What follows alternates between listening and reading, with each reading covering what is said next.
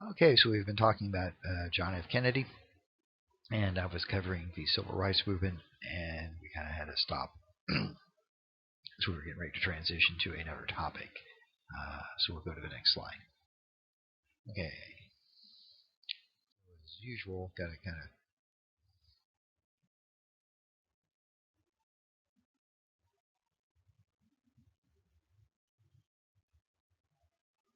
Got to jump through the slides we've already done here.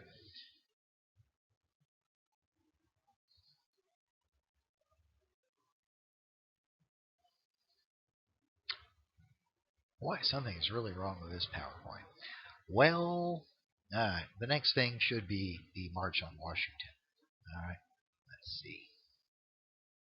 There's Wallace. I told you that Wallace ended up in a wheelchair. Here's the March on Washington. Okay. This, of course, is where Martin Luther King Jr. gave his famous "I Have a Dream" speech. I have a reading about this that usually when we're doing the essay questions, I put up some additional readings that you can use in the essay questions.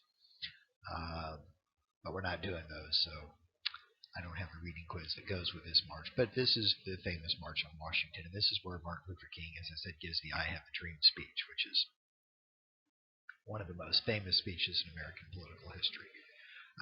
Technically, it was a march on Washington for, I think, jobs and economic justice, something like that. Shades of Coxey's Army back in 1894. Okay, so look for these examples in the book. I've given you several. Okay, we talked about uh, the Freedom Riders, talked about the lunch counter sit-ins, talked about the integration of University of Mississippi and University of Alabama, talked about the March on Washington. Normally there'd be, like I said, an essay prompt that you could talk about all these things. They should be in the textbook, so I'll look up the textbook chapter, of course, get that to you. We'll try to get it onto the test in some other form, multiple choice. Okay. I think that's all I have on the civil rights movement. We should be transitioning into the Cold War stuff here. Let me hit the next slide, see what comes up in case I miss something. Oh, yeah. Here's a background map of some of the freedom rides. This is 1961 down at the bottom. So this would have been in Kennedy's first year, as he would have taken office January 20th, 1961. And you can see these rides start up in the north. In some cases, I mean, Tennessee, that's the south, but they start in the northern part of the south and then go down south into uh, the even more heavily segregated areas. You can see it's hard to tell if this was on the screen. It'd be bigger, but see, like here it says 2 arrested and released. Here it says 9 arrested and released, 4 jailed, 308 jailed. I think it says, or 304, 306. So I mean, this is all once again a part of trying to get people's attention. Don't forget, everyone's got a TV now, so you're sitting at home on the 5 or 6 o'clock news, and you can see what's going on. If you live up in the north, you can look down and see what's going on down in the south and go, well, dang, what's up down there? All right, I think the next thing should be some Cold War stuff. Yeah. Oh my gosh, we're missing another slide here. All right. Well, we'll improvise. The missing slides, missing photos involve the Bay of Pigs. Okay, they're just photos of guys with their hands up in there being captured. Let me just tell you about the Bay of Pigs. All right. So, this is a bay that's in Cuba. Now, remember, I told you that the Eisenhower administration had been looking for ways to get rid of Castro or take him out of power. The idea they came up with was to take uh, Cubans who were against Castro, which were many. A lot of them had fled to Florida to get away from Castro. To take these people, equip them, train them. Hang on. Equip these Cubans, and train them. Have them go in and drop them off at the Bay of Pigs, and lead a revolt against Castro. Okay, it's thought that a lot of people would like to get rid of Castro. Some might rise up and help the invaders. Okay, so this is a CIA type operation. It's something the CIA is putting together. Okay, now this all started while Eisenhower was president. I almost said Roosevelt. While Eisenhower was president, these plans had started. Now, in spring of '61, this is just like almost a couple of months after Kennedy becomes president, this invasion goes off. Okay, but it doesn't work. Okay, they don't have the right kind of air support. Plans don't go well. I've never actually read a book on the Bay of Pigs, although I have a book here somewhere on the Bay of. Yeah, look, it's on my list of things that I need to read one of these days. But I'll hold it up to you where you can make sure to write it down correctly on your notes. Bay of Pigs. All right. This thing doesn't work. Okay, the invaders are all captured by Cuban defense forces and put into prison. Okay? There's really only one debate about the Bay of Pigs, and is it would be considered a fiasco or a debacle? Because it's a miserable failure. Now, the problem is this has happened on John F. Kennedy's watch, and he's going to get blamed for it. Okay, even though the planning had started under Eisenhower, but Kennedy could have called it off.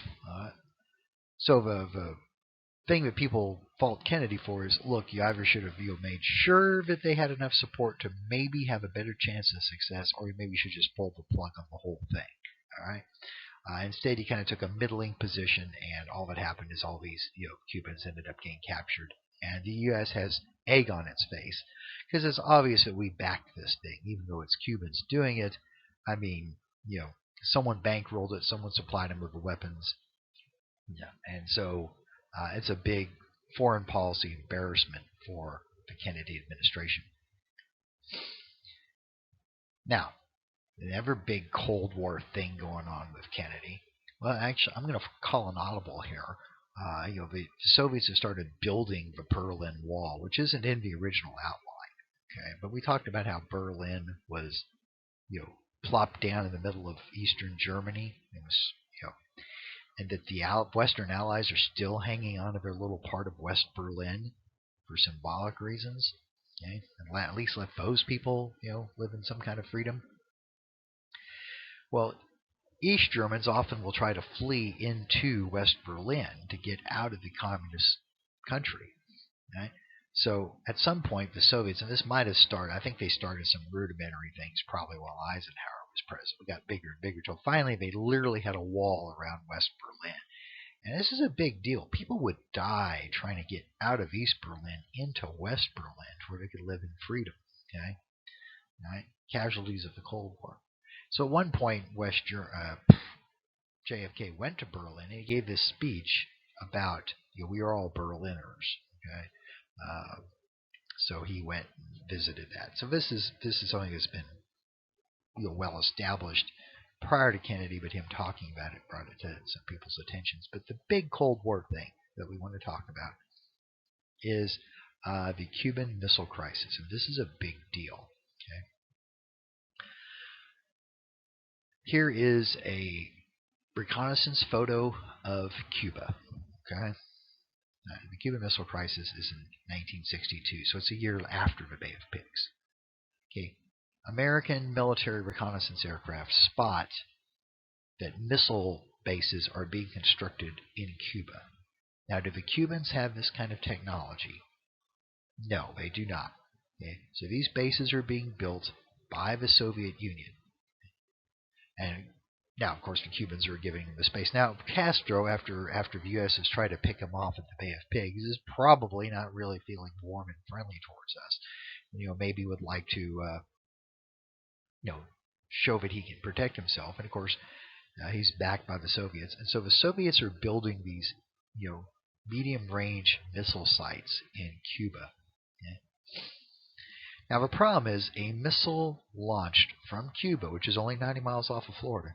A missile launched from Cuba could strike Washington, D.C. like in 20 minutes. okay, which is inadequate time to evacuate the capital. All right? So Soviet missiles based in Cuba offer a first strike capability where the Soviets could theoretically take out, our government by dropping a nuke in Washington D.C. before we could, properly do anything about it. Kennedy has a problem on his hands. Okay? Now, the question is, how are you going to deal with it? Well, there's different options. One option would be to send the Air Force in. Okay? And there's certainly people who advocate for this. We'll send bombers in. We'll blow up these bases before they become operational. Okay? Take them out.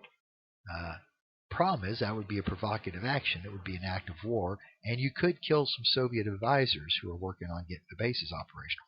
So it's not Kennedy's, his most favorite idea. Instead, now you could try to do the whole thing diplomatically, and the Soviets are going to stall for time and try to get the bases finished. Kennedy kind of charts a middle course. Okay? He declares a quarantine around Cuba, which is basically a naval blockade. Let's see if this map is still there, or is the PowerPoint eating it too? It's gone. All right. Well, picture a map of Cuba and picture United States Navy ships blockading Cuba and stopping Soviet cargo ships going into Cuba, okay, and demanding that the missiles be taken out. Now this is kind of dicey. What if one of the Soviet ship captains decides to run through the blockade? Is the U.S. Navy going to fire on it to keep it from going in?